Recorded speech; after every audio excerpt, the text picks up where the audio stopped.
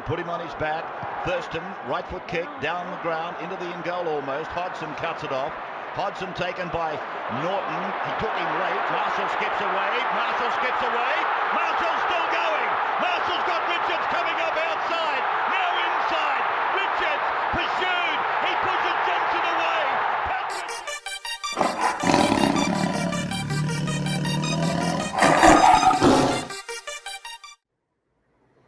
And good evening, everybody. It is Tuesday, 21st of January, 2025, and you're back for the first episode of the Tiger Town podcast with your host, Zac and Toby. I stumble over my words a little bit there because, one, we've had a little bit of a hiatus, and two, we've been doing all sorts of manner of collaborations and things over the summer period. But Toby's on the other end, so, mate, how you doing? Mate, I am dressed to impressed today. I've got the new 2025 jersey on. Figured it's very appropriate for our first episode of the year. Looks so good. I'm doing fantastic. It does. The orange definitely looks good. Black looks really, really good. But I've got a heap of black jerseys, so I wanted to switch it up and have something a bit different there. You can see, I don't know, the magpie looks really good on the shoulder. Give us a look, mate. Give us a little twirl, little model there. Oh, yeah. Magpie I don't on want the to stand shoulder. up. That's just annoying. But the magpie looks really prominent on there. You know, obviously, with the emblem there. I was saying to you before when I got it, when I tried it on first, I'm sure our listeners know the best way I can put this is how shit the feel of the jerseys have been over the last few years since Steeden took over. Very boxy, very rigid, not great. ISC jerseys were always great. I think they've listened because these feel like an ISC jersey. These are, they're hugging all the right places, they're loose in all the right places. And they're very, very mobile. So happy. Bit of a better fit. Bit of a better fit, mate. Much better fit. Much better fit. So and sizing wise, so I got one in the mail. Hopefully, should be here by the end of the week. I got the black one. I'm different to you. I've often always got alternate jerseys, and I've always loved the orange. And I did again, but this time for whatever reason, the black drew me, so I picked up a black one. I got an XL. How are you finding that? You know, you're a bigger fella. You normally wear a what? Normally wear a 2XL, but because of the way that Steeden's jerseys have been in the past, I actually went a 3. Yeah. I could have gone a 2 with this one. It's it's quite loose around the waist. So yeah. No, I think they've nailed this one. I think it aligns with what we expect for the year, if that makes sense. That's what we want to hear. Yeah, everything coming up Millhouse, as it were. Yeah. It's good to know they've got at least the jerseys right to start. That's a good place to start. They have, and they finally got a nice sponsor on the front with Pepper Money. So that's good, mate. Yeah, it makes a welcome change from staring at that Brighton's logo for quite some time, doesn't it? Yeah. It's officially parted ways with Uncle Lee. He's gone, so don't have to worry about him anymore. Except for maybe the Jordan Miller situation, but we'll talk about that maybe later. I'll worry about that at a later date. There is no real happenings there at the moment, so we'll leave that one dead and buried, I think. That's they are the Newcastle Jets problem now, from what I hear. Oh, are they sponsoring the Jets now?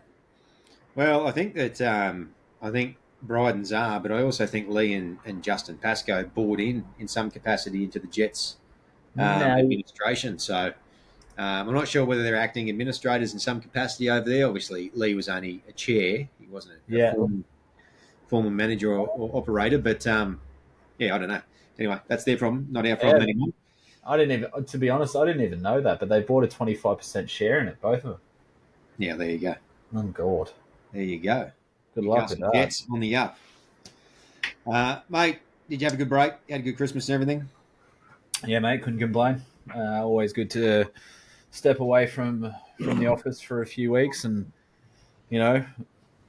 reassess and revamp and kick off the new year. So, went down and saw the in-laws down in country Victoria, and kids had a blinder. I got 2 young girls, and my in-laws have horses, so they just basically ran around with the horses all day. So, What about yourself? Yeah, mate, great break as always. I tend to have a nice break over Chrissy, and tend to get down to Coffs Harbour as much as we can. It's where you and I are born and raised, as you know. Sawtell Panthers represent. Absolutely. Yeah, mate, good times down there. Squeezed plenty of surfs in this year. I made it a non-negotiable that it was a daily occurrence, even with three kids under 4. And the wife let me know on the second last day that pull my head in, but I got the surfs in, so that's all that matters. But mate, it was good. It was good. Look, as you said, life. We didn't say it, but as you know, life's obviously pretty busy at the minute, so holidays aren't what they used to be in that regard. But no, it's been good. I'm actually back to work tomorrow. Starting out at a new joint, so. Early night sleep for me, and probably a bit of head noise tomorrow with a bunch of new information. But she'll be right, and on we go. On you go, mate. Mate, you've got the capacity to take that in. You'll be right. It's funny that you say that. I reckon we'll figure it out, mate. Yeah, it's funny that you say that. A bit going on, but we're also a bit older now, so those breaks are a bit different. I was talking to someone the other day, and I was like, "What'd you do over the weekend?" And they're like, "Oh, nothing." And I looked at them. That sounds amazing. That sounds so good. Because you remember back when we were early 20s, we'd be so disappointed if we had nothing planned for the weekend. Yeah. And now if we've got nothing planned for the weekend, we're like, are you joking? Oh, that sounds so good. I know. I could keep building my cupboard doors, mate. Building a new linen press, mate. Just about done, actually. I could that's exciting when you 40 hours of sleep. What's that? I could catch up on about 40 hours of sleep. Yeah, that'd be good. All right. Mate, over summer... I'm going to segue into talking about something that many of you would have been aware happened and went on over the summer break. I'm just going to give a quick brief synopsis because this is not what the pod's about, but as a quick wrap up, we had conversations in the background with the guys over at the West Tigers podcast about the possibilities of getting together and having a bit of a conversation around what we could do as fans and as fans with small little platforms who have a voice in some capacity and also provide a voice, I guess, to listeners of ours around seeing what we could do in terms of letting the club know and then letting the ownership level know above that, essentially the disruptions that issues that are going on have been causing. Anyway, all that culminated effectively in the West Tigers Unite, which many of you will be aware of, something that we're quite proud of, to be honest. And full credit of that, in terms of at least the inauguration, goes to Joel Helms and Gary Watson over there at West Tigers Podcast. But that brought on board many of us small little platforms and talking heads, as it were, I guess, in the Tigers online space. And we had the likes of Rob Bashara from West Tigers Life Podcast. We had Will from the West Tigers Forum, otherwise known as Spartan, on there, one of the key moderators. And we had obviously a mix as well as a couple of other hosts over there at West Tigers Podcast, and they sort of cycled through, and we put out a few podcasts together. We put out quite a few press releases and quite a few updates in terms of what was happening. The long and short of it basically was that a petition was started to be signed by fans, basically expressing that from a fan-based perspective, we're a little bit tired about hearing about boardroom issues from behind the scenes, and we're concerned that the reputation might be doing the football club. And secondly, we just wanted to see from a fan perspective, knowing that we don't have a whole lot of agency around the way our club is governed, just to let those in power know that, hey, look, the review that went through last year that's brought about all the success that we've had so far off the field, and hopefully that's going to happen on the field, is something that we want to make sure as fans of this club is followed through. And so we made every attempt to try to make our voices heard and your voices heard as well in regards to ensuring that those things were followed through. And we're pleased to say that not off the back of our doing, but obviously I think that part of those discussions certainly put it in the public spotlight. We saw last week, I think, the 4 independent directors were announced on the West Tigers board, which effectively gives the West Tigers Football Club board full, complete, independent governance away from their owner, majority owner, which is the Holman Barnes Group, obviously, which makes up West Ashfield and a few other bits and pieces as well. Holman Barnes Group, we went into detail on a whole few issues around that. We saw them put out a couple of informative podcasts via some behind the raw segments as well, which seems to have been in response to some of the conversation that was happening both through West Tigers Unite and then through a couple of the newspapers as well, a couple of the journalists that were talking to WTU as well. And Mate, to be honest, I just wanted to basically say a couple of things briefly. One, a big thank you to everybody involved in that movement. That movement, from my perspective, did not bring about the changes in terms of the board members, but what it did, as I mentioned a moment ago, is it brought the conversations into a public forum, which I think was good. I also wanted to say a thank you to the Holman Barnes Group in terms of how they've got their act together, and they have finally ratified one of the key remaining recommendations from the Crawford Barnier review from last year, that being the independent board members, the 4 of them to be put onto the West Tigers board. And also, I mean, Holman Barnes Group as well, it must be stated that they are a tremendous supporter of the West Tigers Club. They're a tremendous supporter of Western Suburbs Rugby League, and they're a tremendous supporter of Balmain Juniors Rugby League as well. So they've put a lot of money into there as well, and it must be reiterated as well that it was never about having issues with them per se, but there was just concerns from a fan perspective.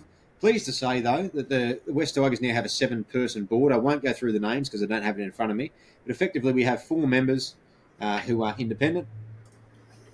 We've then got 3 other representatives, so a 7-person board. We've got a Balmain Tigers representative, which my understanding is Denny Stapleton. We've got a Western Suburbs Magpies, a West Magpies representative, which my understanding is Denny Burgess. And then the last one is, of course, the Holman Barnes representative. Sorry. Is that right? I might have mixed those up. I think Holman Barnes representative might be Burgess. So yeah, Holman's Barnes, Burgess, and Western Suburbs is Montgomery. Steve Montgomery. Yeah, of course it is. But yeah, effectively, and we've got the other names there as well. And most likely Barry O'Farrell will retain his chair position from being interim chair and getting approved as one of the independent board members as well, which is pleasing to see. I don't think he's the chair anymore. I think he's just moved to the board and they're looking for a new chair. Well, the chair must come from one of the 4 independent directors. Okay. Of which he has been reappointed into that role, and I assume it's a fait accompli that he will step back into that position. He obviously held it for 12 months last year in an interim capacity. He has held it in the past, 2017, I think it was. Maybe 2018. Yep. Yeah, and subsequently, I think he's done a great job, and I think he works quite well with Richo as well, and he's a good speaker, and he knows how to bridge those gaps around political discourse and stuff too. Yeah, that is say he's a true blue politician. He is, but he's a West Tigers fan, and first and foremost, and the most pleasing thing for me, mate, off the back of that, and I did. Sorry, it's remiss of me to not mention. I did mention the names of the people involved in West Tigers Unite and everybody that contributed to that. Obviously, Kelly as well from the Ambush as well. Quite a few parties were involved, and I've got to say, to be perfectly honest, we've been calling for some sort of collaboration in some way, shape, or form for a couple of years, and or at least we've always been open to it. We've always been here at Tiger Town. I'll speak for you, Toby, when I say that we're of the firm belief that a rising tide raises all ships. Yep. For whatever reason, people in the past, I think, have been a little bit burnt, and they sort of wanted to do their own thing. Respectful of that, but I was thrilled, mate.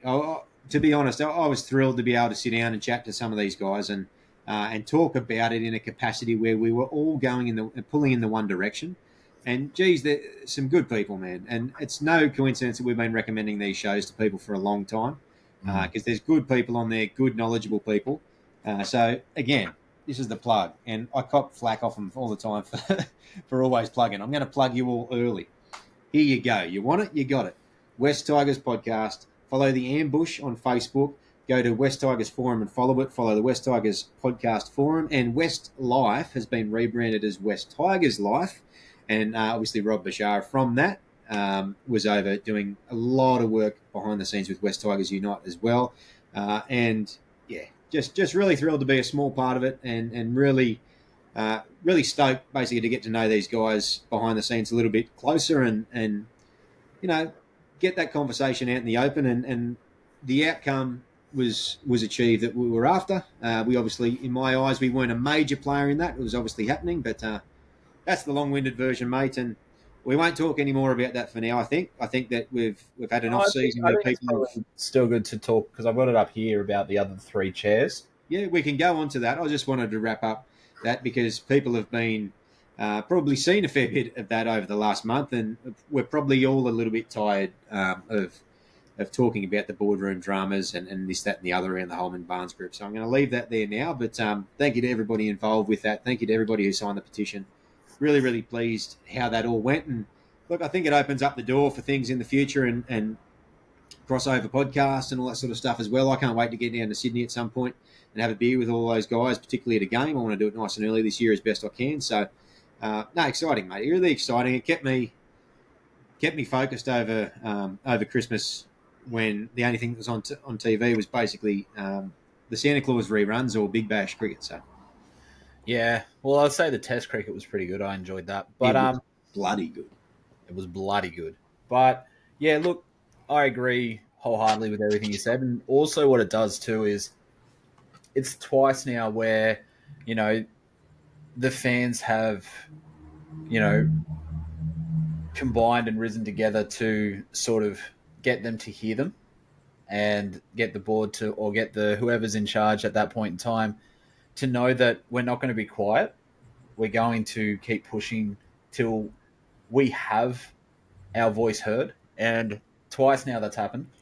And so, it's the timing is a little bit on the nose for me in terms of when I say we, I say the West Tigers fan that supported this movement. Really pushed hard, got those press releases. Then, Richo has that behind the raw kind of panel sort of episode that they had. And then, a week later, the board is announced. Timing's a little bit on the nose for me there, but that's okay.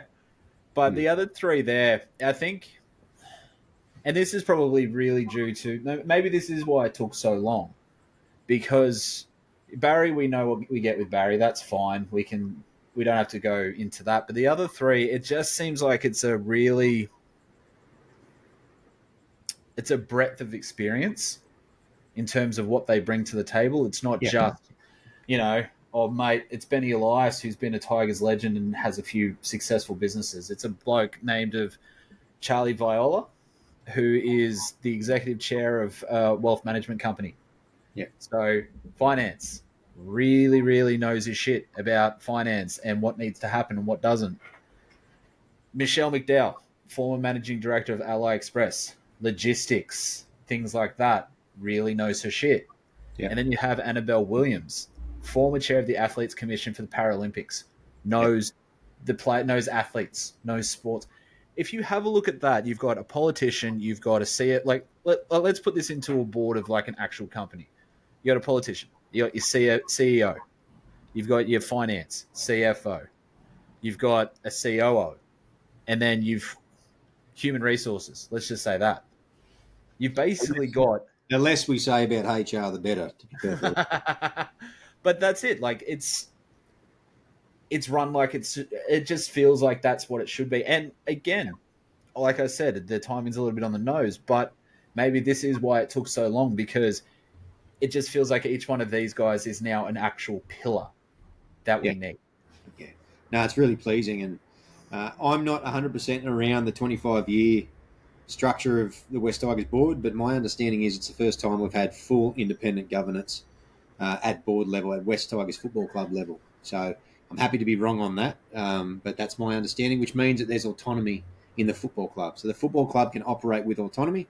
Holman Barnes Group still remain in touch. They have a member on the board, obviously. So they're still there as the key majority stakeholder, as they should with their major asset, but the football club can get on with doing what they should be doing best, and that is setting up the club to win premierships. And so all the pieces from that regard are in place. The only thing we'll be waiting on now is a review of the implementation of the recommendations of the review. So basically an audit down the line to say, was it all followed through? Was it all above board, A, B, C? And it appears as though it is. So the pleasing thing now is, to some degree, we can definitely close the book on all that stuff. And I think that there's definitely some continuity and some transparency too across the whole gamut of what's happening at board level. The fact there are two separate boards at football club and ownership level, all that sort of stuff as well. We all know, or we understand to some degree how it all works now. We understand there's now stability. So we as fans can now focus on season 2025 in what, mate, is one of the most exciting and, I guess, what would you say? It's carrying with it almost some degree of expectation, which is a scary prospect. I don't like that. You don't often see that come off the back of 3 wooden spoons, but mate, here we are. Yeah, look, we've been saying this for a while now. Probably towards the back end of the season, even probably midway through last season, where we weren't seeing, we weren't seeing the results on the field, but there was still something there, and we were still building towards something. I mean, hello, fuck off, we're building. But yeah, everything that's kind of happened, and it's exactly like I said at the start of the pod. This jersey is probably a perfect representation. I think potentially they finally got it right. And it's been a hard slog. It's been everything. Again, we can't really make any real claims until the results happen on the field. Yeah. But it's nice to not be in the news for every shit thing. And we had there was obviously a nice little article that came out from SEN about what Roosters putting together a nice little pay packet for Galvin. But that's been doing the rounds for a while, and they decided to pick that off a forum. That's also 9 months ahead of when they're even allowed to talk to him for the first time. So, look, that's going to be the case over the course of the year. Oh, absolutely. It's part of the Tigers' DNA that they lose good players. So they are going to, whether or not that's changed or turned around is neither here nor there. Personally, I think it's starting to change. You look at the retention of Marcassini and Pole and these types and the signings that we've made. Obviously, from our perspective, it seems as though it is. But, that's the modus operandi of the West Tigers. So they're going to continue to try to sell those types of articles. Get clicks on those types of articles over the course of the year. And Galvin, when he's interviewed, it's one part schoolboy charm, and I think it's one part Moses trying to tell him what to say and what not to say. It's one part him genuinely being just a young, bashful kid who isn't curating his comments all that much, but he never seems to say things along the lines of long-term commitments.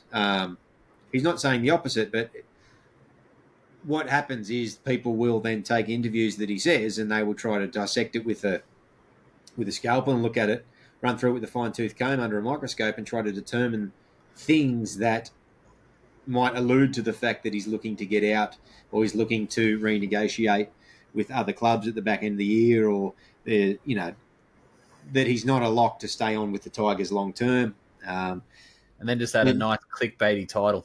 Exactly right. That's all they need to do. And so you'll get a raft of different mainstream media outlets will latch on to every interview he does. He might do one in 3 weeks where he talks for 7 minutes and there'll be another 3 or 4 articles about it.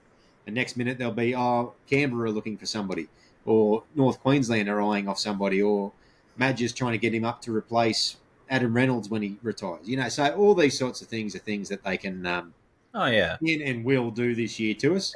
It's called the buzz style journalism. The easiest way for Lockie Galvin to put that all to bed and make it not affect the season is what? Extend now. Yeah. But, you understand from their perspective. But I'd like to think if we have a semi-decent first half of the year, that doesn't mean we need to be flying. But if the team is looking like they're going in the right direction, as far as I'm concerned, a 1 or 2 year extension to buy him some time to see more evidence, provided that it is the club that he wants, then that should be enough. Absolutely, and I guess it's just one of those instances where time will tell. So, yeah, exactly right. Speaking of signings and re-signings, today actually, or yesterday, as you're listening to this, Sione Fainu signed on 2-year extension, so that's really pleasing to see. That was one of those things I was always quite bullish of at the back end of the year. In fact, when he remained unsigned and we had limited spots available, you may recall me saying that, look, even if we don't have the spots, we can sign him to train and trial, and then when the spot becomes available down the line, we can put him into 30 off the back of that. And lo and behold, that's what they did. So I'm glad they used that little loophole. And obviously, Sione didn't really have any issues in going too far, I don't think, given the fact that he obviously wasn't having buckets thrown at him. He hasn't played a tremendous amount of games as of yet, and his brothers are obviously there, and they're just heading into their second year. So, yeah, really pleasing to see, mate. What do you like about that Sione Fainu re-signing? Oh, mate, it's look, I was a fan of him regardless, but I wasn't as big a fan as you were. I think he's someone that we can. I feel like he's more of a. How do I put this? You seem to feel that his hands are better in the middle in terms of lock than what we have at the current moment, or what we had, and that's pretty true. There's no one else that kind of usurped him. But I think now with Jack Bird, he becomes just a forward rotation. I think he's just another prop in the middle. So I think we need a big body. We need somebody who can run hard, and he definitely does that. I'm hoping that was just because it took a while for him to get his debut with us. I think he was with us for 2 years prior to actually debuting. Yeah. I hope that was just the tip of the iceberg with him. He joined mid-22. So 18 months. Probably actually 2 years. Probably 2 years. But yeah, so I'm relatively certain it was mid-22, not mid-23, but I might be wrong. Yeah, but, I do, mate. Look, I think he's a genuine lock option, and I think a lot of people are sleeping on Sione as a lock option. I genuinely do. He's played a lot of prop. I don't think he has the toe or athleticism for edge back rower, mainly in defence for me. He still misses a few tackles one-on-one, so his first up contact isn't great, but his line speed is terrific.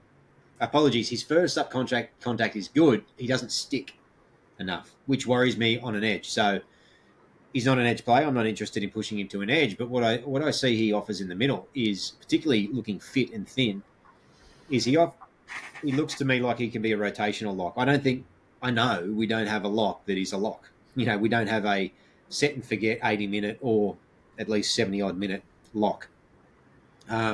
We might talk about the forward makeup a little bit later in the show as a bit of a precursor to a few selection chats over the next few weeks, maybe, mate, and we can go into depth a little bit more about your role for Jack Bird.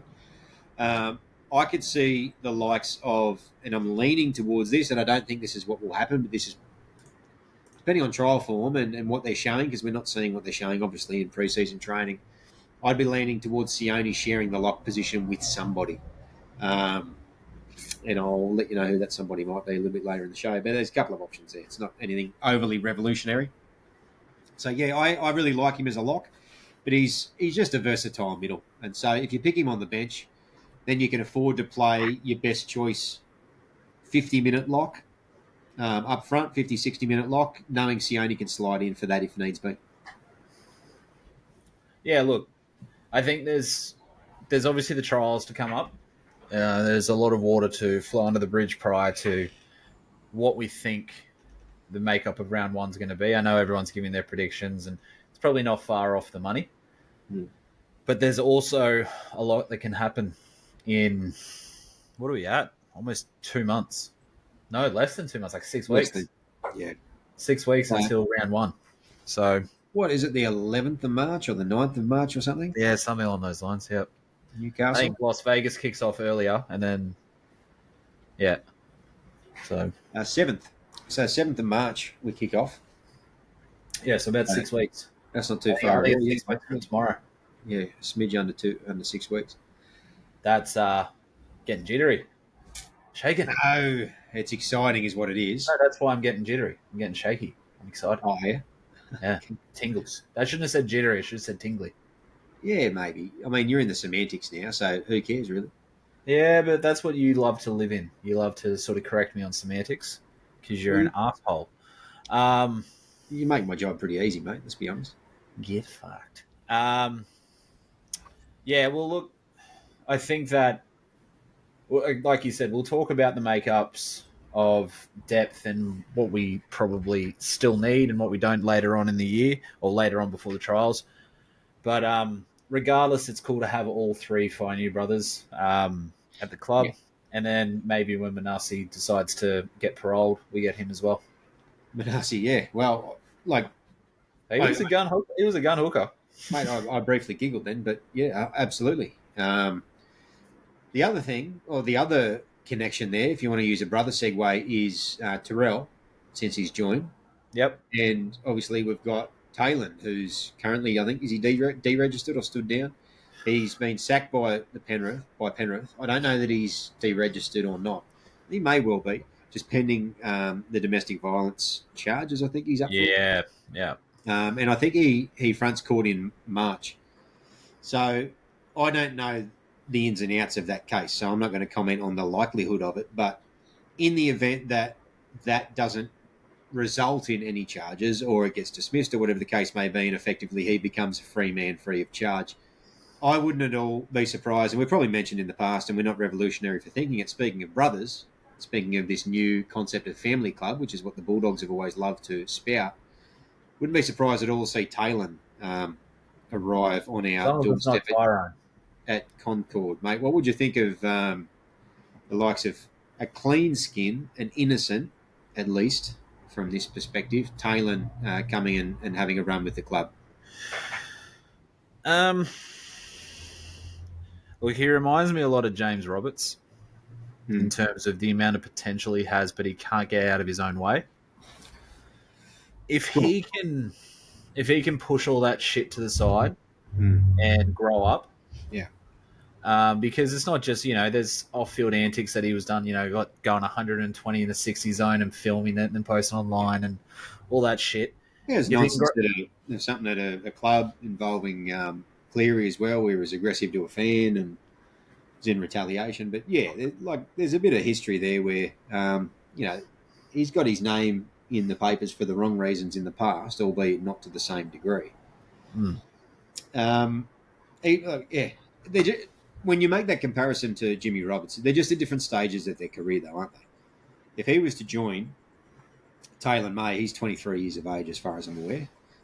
Whereas Jimmy Roberts was joining off the back as a last chance saloon. Oh, no, I'm not talking about when he was joining us. Yeah. I was talking about all the shit. No, well, but that's the thing.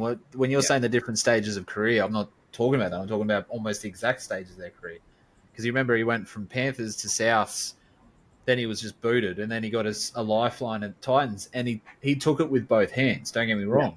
Yeah. And then he went to the Broncos under Bennett, made Origin, this jazz.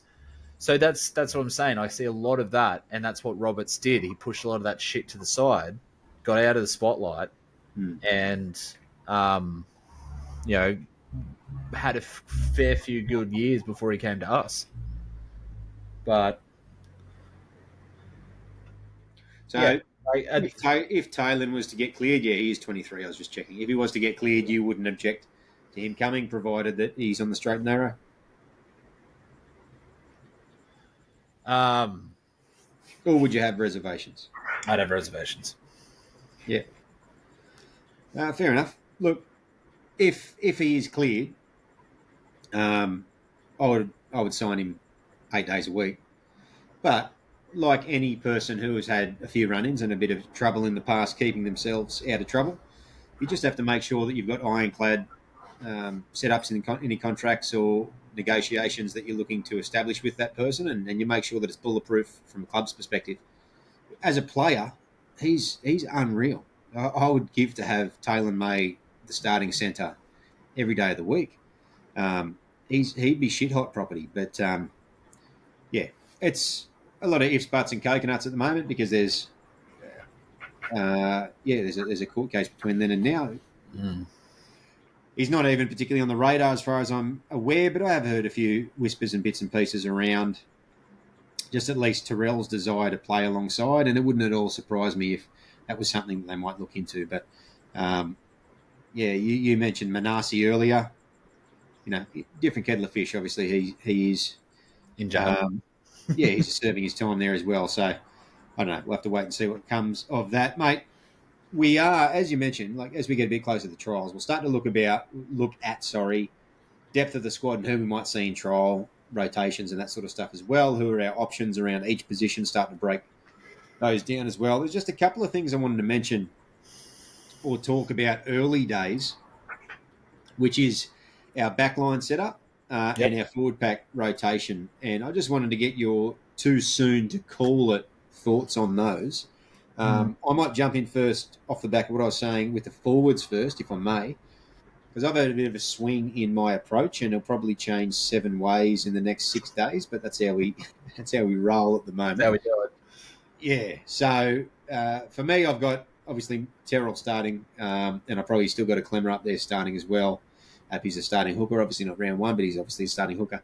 For me, Jack Bird comes into second row, and that's simply because we don't have, in my opinion, the class to fill that spot. And I still, as much as, you'll kill me for saying that Seafarth has made improvements, I don't see him as a starter yet. And I think there are too many deficiencies there.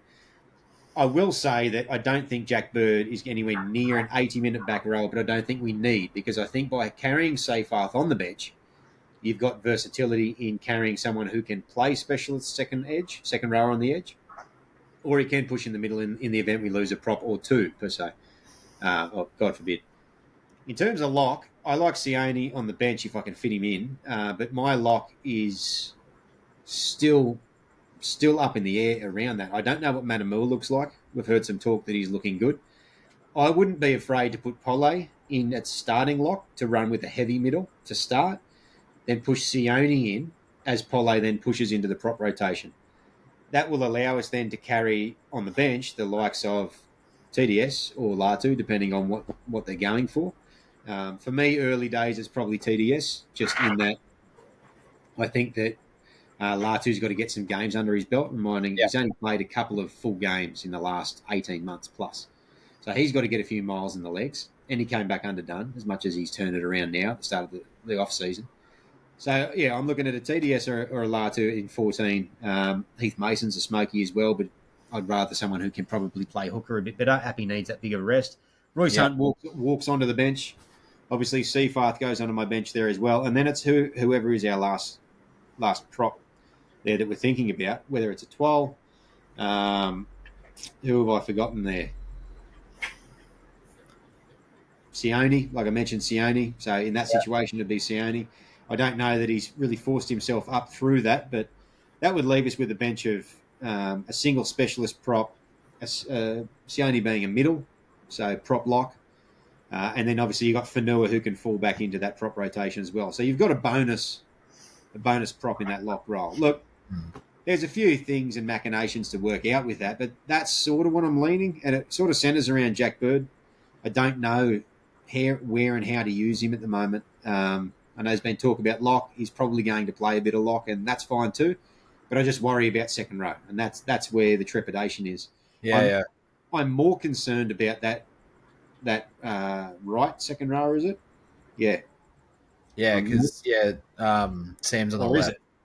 Yeah. No, Sam's on I'm the more left. concerned about that right second row position than I am about being able to capably fill lock. I know we don't have a specialist lock, but I think we can fill that better at the moment. Because our second row options behind that, we're looking at Porter, we're looking at Toomuth, Sukkar, Toomuth, who's barely been sighted. So we are very, very, very skinny in the second row department. What about your forward bench? Yeah. You know who my starting props are, and they're definitely yours. I've got Hunt and May as the Bash brothers. They seem inseparable at the moment on socials, like literally.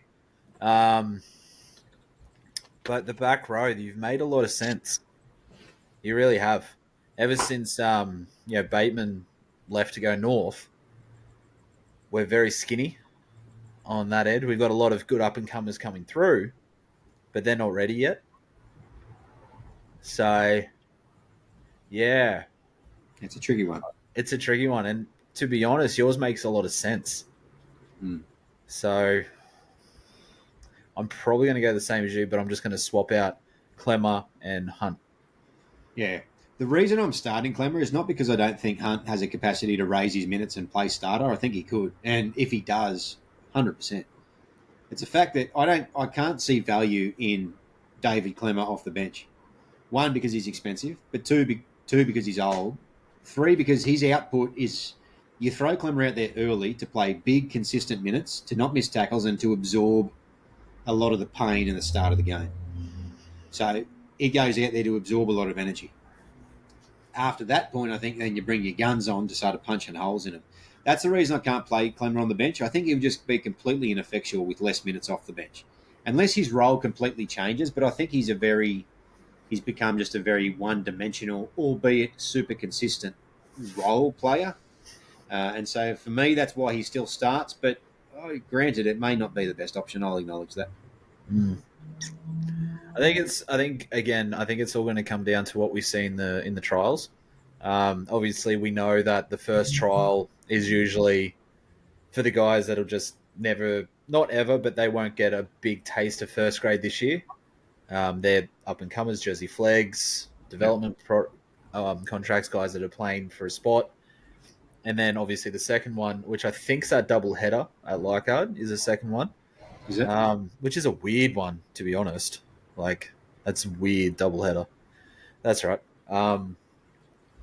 That's probably more that's always what we see to resemble round one. I don't think we have anyone that we don't expect to make the 17 on suspension or injured, do we? Only Appy for round one. Appy, yeah. So TDS will start. Yeah, Buller is so it would probably be Talon De Silva and Latu, unless Tristan Hope gets a run, but he's training trial, I think, so that's the Queenslander, eh? Yeah, so he's not eligible at this stage, as far as I'm aware. The only other one would be Buller, who's come back from shoulder surgery, but he, by all reports, is supposed to be right for the trial. So I think he's already started contact. So yeah, he started contact. He's just not quite full from what I've read. So, but he should be right. The only others then would be the likes of Olam and Dewey, who have had some off-season knee surgery and clean-outs again, and just how they're tracking, I'm not sure. So yeah, but it does lead me to a really interesting sort of segue, really. Talk about that first game, the first trial, when they usually bring through the kids, we'll say. Is there anyone there that you hope get a start? And don't say Macassini because he doesn't count, because you want that regardless. Is there anyone in there that you hope will get a bit of a run so you can see what they're like against men? There's always a few, and we've seen a few of them. We already have seen a few of them. I'm more interested in how some of those kids that were kids when we saw them have developed and what they've sort of developed into, I guess. I'm keen to see how the likes of Luke Lelalii has kicked on after a full off-season. I'm keen to see Stafford Toa, and after a really injury-riddled year where he played like 3 half games last year, and that was it. Been injured in all 3 of them. And he was like one of our best at the end of 2023. Yeah, look, he cops a bad rap, but he's very young. He's far younger than people think, and there's a lot in there. Yeah. You're right. There you go. And look, Brent Naden, by all reports, has come back firing. I'm keen to see how he looks. Outside of that, I'm interested to see what Matamua looks like off the back of some good raps. I haven't seen much of Solomon Sakuru other than some junior highlights. And we basically need one of Tumith or Sukar to kick up to be a decent NRL bench prospect, because they're going to be called on, one or both of them, over the course of the year. Yeah. At some point is my assumption. Kit was a long way away at the end of last year. So, yeah, mate, look, there's a few in there, but there's no real next up-and-comers this trial season, I don't think, that we're keen to watch. I think we're looking a lot at combinations. I think we're looking at how that, like I said, that group of kids who came through and have gotten a taste, how whether they have been able to sort of kick up to that next level, and we'll sort of hopefully get a chance to see that a little bit in the trials. What about you? Yeah, same. The only reason I told you not to say Macassini is because I was going to say it, but that's fine. I don't think he'll play because he's not 18 till mid-year, so he can't even play in the trials. I don't know. My assumption I feel like they've played Jersey Flag Harold Matt's players in the past, but I could be wrong. I don't know about Harold Matts because that's under 17, but are you talking about SG ball players. SG. We Sorry, played the odd SG ball player, but that's under 19s as well. So, I'm not sure about the 18-year-old rules as it pertains to trials. I'm actually not sure. You'd hate to see a kid thrown in at 17 and hurt in a trial, particularly seriously. So, I would say they'll probably err on the side of caution and not, but I might be wrong. I might be wrong. Yeah.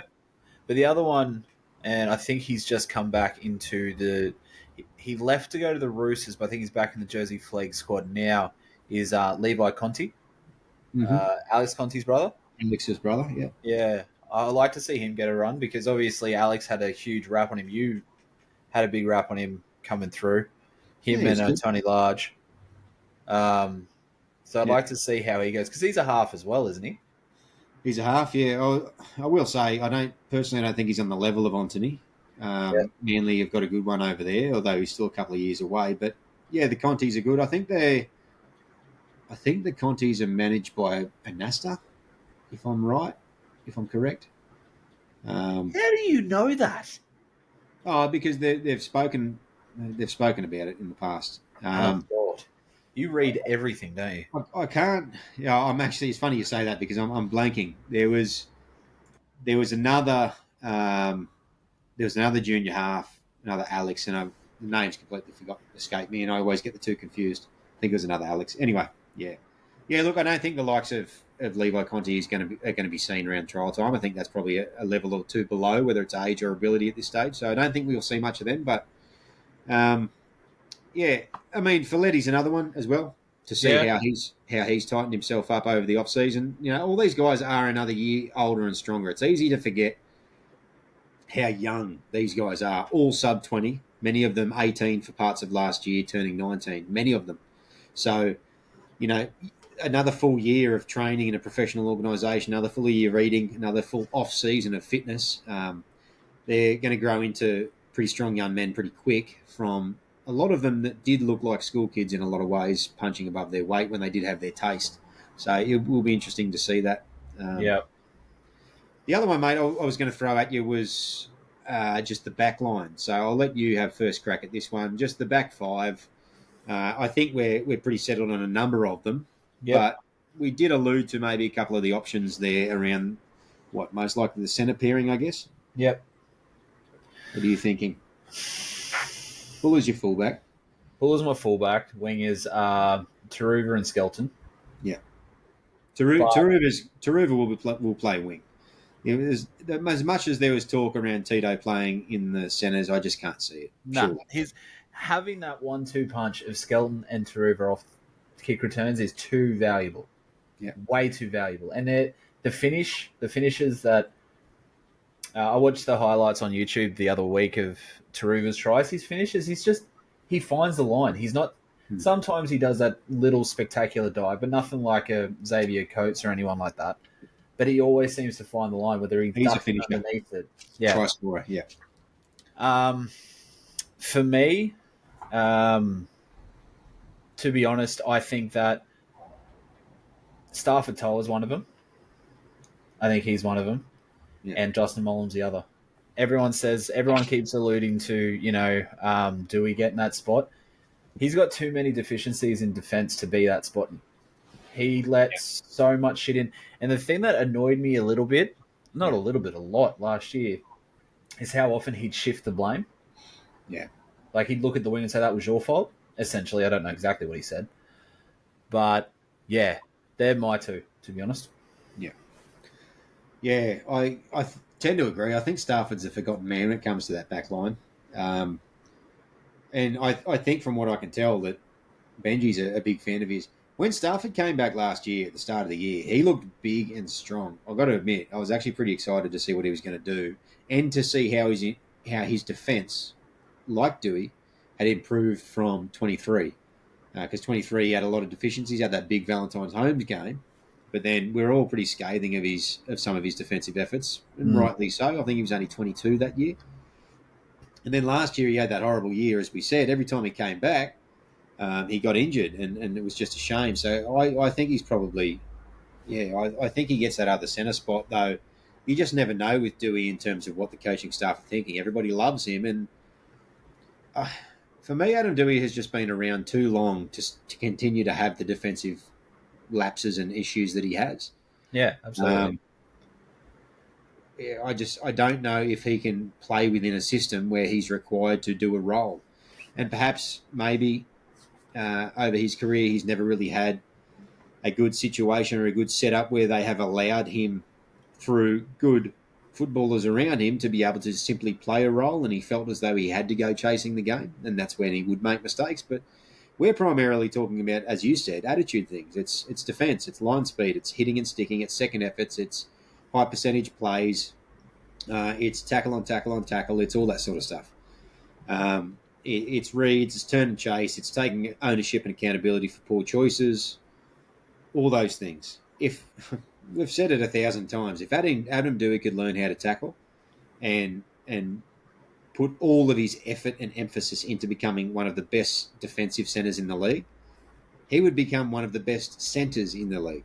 Yeah, because the attack and the deceptive strength and the skill set and the awareness, awareness.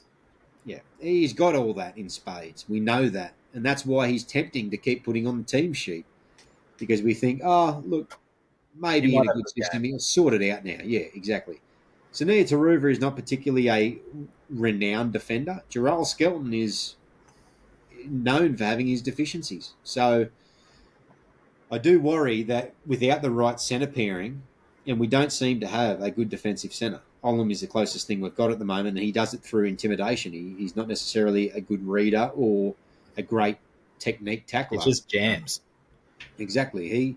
He's a good defensive centre the same way Steve Maddai was a good defensive centre. People would be frightened to be too elaborate out their side for fear of getting whacked. So I do have reservations about the three-quarter line and how we're going to defend. I certainly hope the systems are better, because if they're not, we're going to continue to fall apart on those edges. So I think the centre pairing, as much as it seems as though it's down to a couple of choices, a lot of work needs to be done there. Let me put it that way. And as much as we have said this show, and many people have said that we're short in edge back rower, and we've got concerns over lock, I still worry about our centre three-quarter line defensively. I don't see a very defensive back five or mid four. And yeah, I've got some concerns there.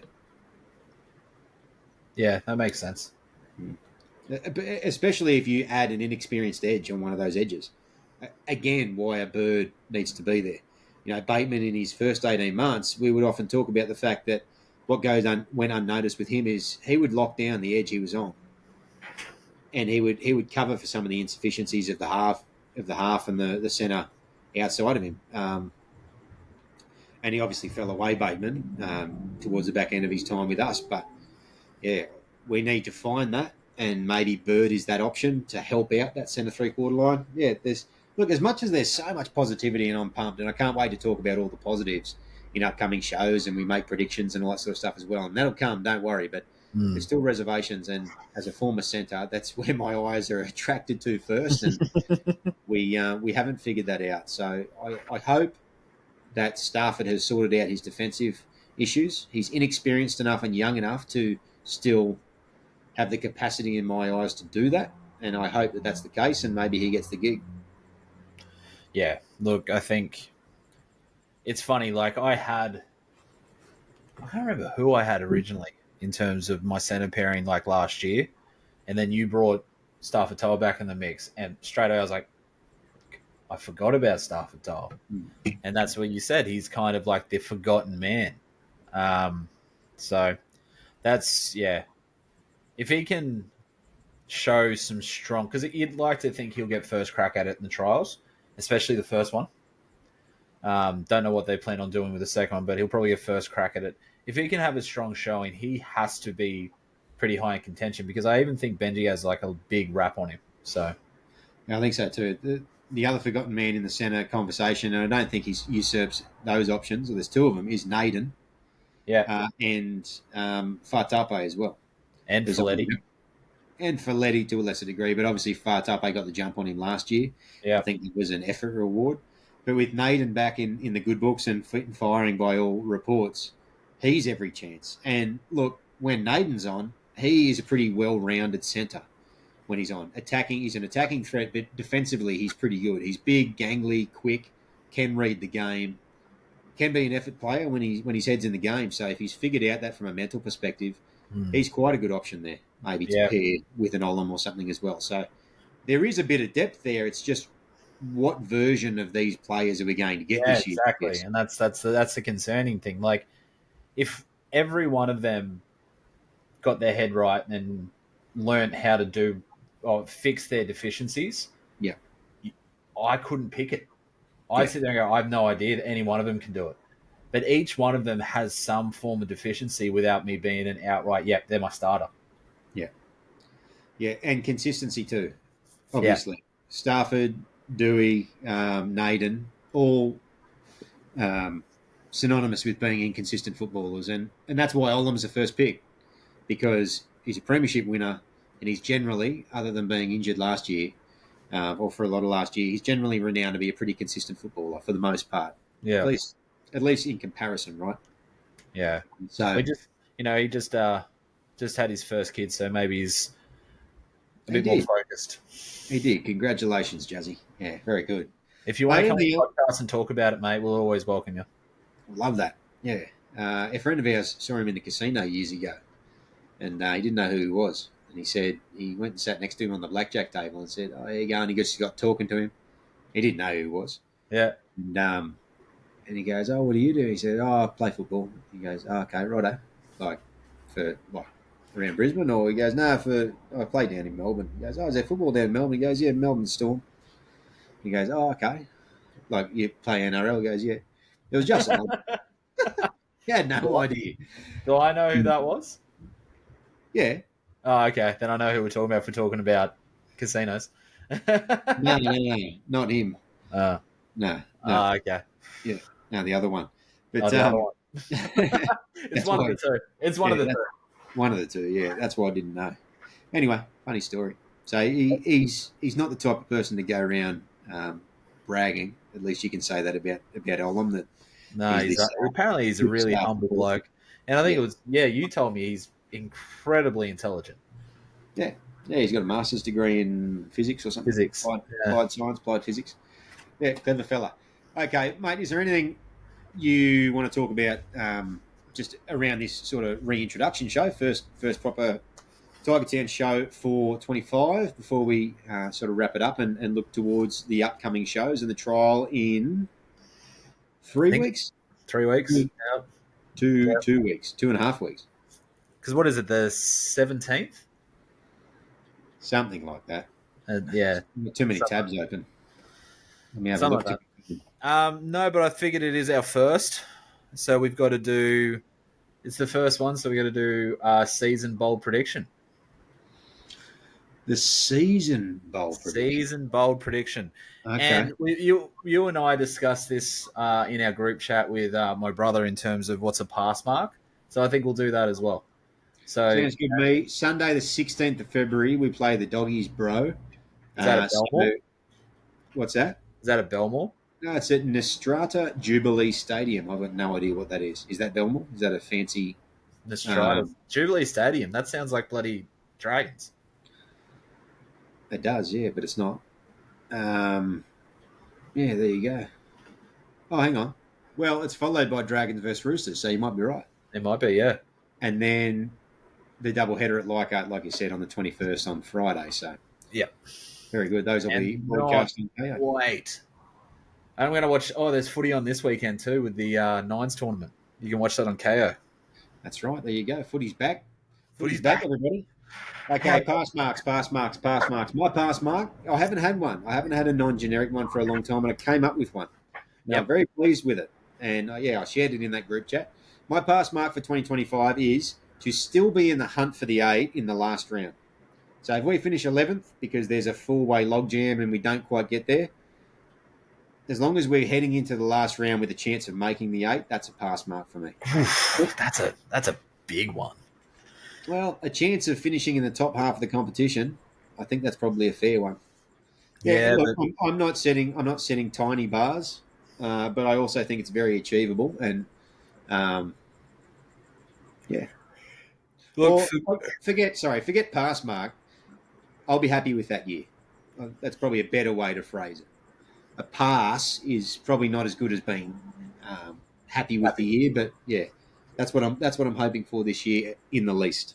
Okay, so that's what you're hoping for. Right? Well, maybe we'll tweak a little bit because obviously, yeah, pass mark and what you're happy with is probably two different things. Yeah, for sure. So what I would be happy with, and what I'm happy with, and what I think is actually achievable, because I'd be happy with a premiership. Why not? Let's just do that.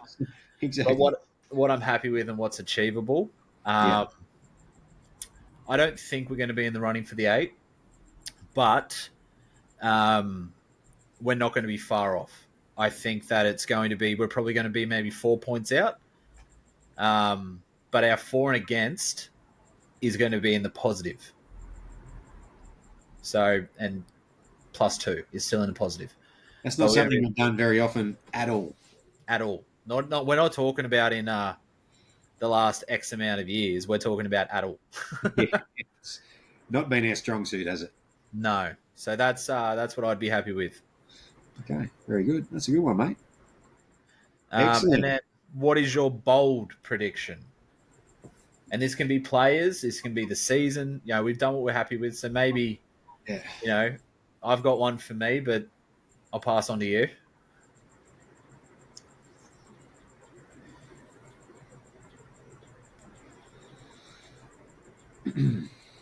Club player of the year, Terrell May. See, Terrell May is in mine, but me, I've got 4 players missing during the Origin period. I've got Terrell May, Jerome Luai, Appy, and Taruva. Is he eligible? Oh, he Yeah. would be. Plays for Fiji. Okay, there you go. So we're going to be missing 4 players. So Toto is obviously going to be one wing. So who's he usurping? No, Toto's going to get injured. Okay. I don't know. They usually go with one tall winger, one short winger. So hey, it's bold. Not a bad shout, mate. Good work. Yeah. Very good. No, I'm just keeping with the theme of players winning the Player of the Year in their first year at the club. Yeah, that's fair. Yeah, that one's fair. And if our listeners there, chuck your comments on there as well. Put your bold predictions up for the year for us. Let's have a bit of a chat, see what we can get out there. Sounds good to me. Anything else you want to add, mate? Nope. Just keen to get this season started. Absolutely. Can't wait. Oh, mate, footy's around the corner. Get back to work, get a couple of weeks in, find a bit of a rhythm. Then no longer think about work that much anymore. And it'll just be all guns blazing in the footy department. I don't want to say let's go because everybody says let's go, but let's fucking go. Let us commence. Good sir. How about that? No. LFG, mate. LFG. The lame friendly giant. That's fucked. Yeah, well, that's one way to put it. Mate, we've gone past the hour mark. We're talking nonsense. Better move on. Look, it's not a Tiger Town podcast if we don't. At least we're consistent through. I think this is our 4th year doing this. Spotify, Apple, YouTube, Facebook, and Instagram is where you'll find us. We are recommending everybody and anybody West Tigers podcast, West Tigers Life podcast, and the West Tigers Faithful podcast. Get around them, all of them. Tell them who sent you. Tiger Town podcast, thanks to our sponsors, who I did not mention at the start of the show. And we're in talks to possibly having a second one on board as well, but we'll reveal that a little bit later in the year. Best on Ground digital marketing agency that looks after the little guy. Wonderful dudes. Get in touch with them if you need anything in regards to the digital marketing space. Mate, it's been an absolute joy. We're back. We're fit. We're firing. You're looking mint in that jersey. I would look better, but that's all right. I might wear mine next week. Yeah, I'm not going to wear mine. It's too beautiful. Oh, good. I'm going to frame it. At this stage, we're going to decide if we're back to weeklies yet. We still have 3 weeks before trial, so we might still be fortnightlies. We'll keep everybody apprised, but we are back. We're back on schedule. As Toby said, like, comment, share, subscribe, follow, all that good stuff. Get in touch. Let's get it all up and firing. And let's kick off a season that, let's be honest, is full of quite a fair bit of anticipation, if I do say so myself. Way too much optimism. Go the mighty West Tigers. Up the Tigers.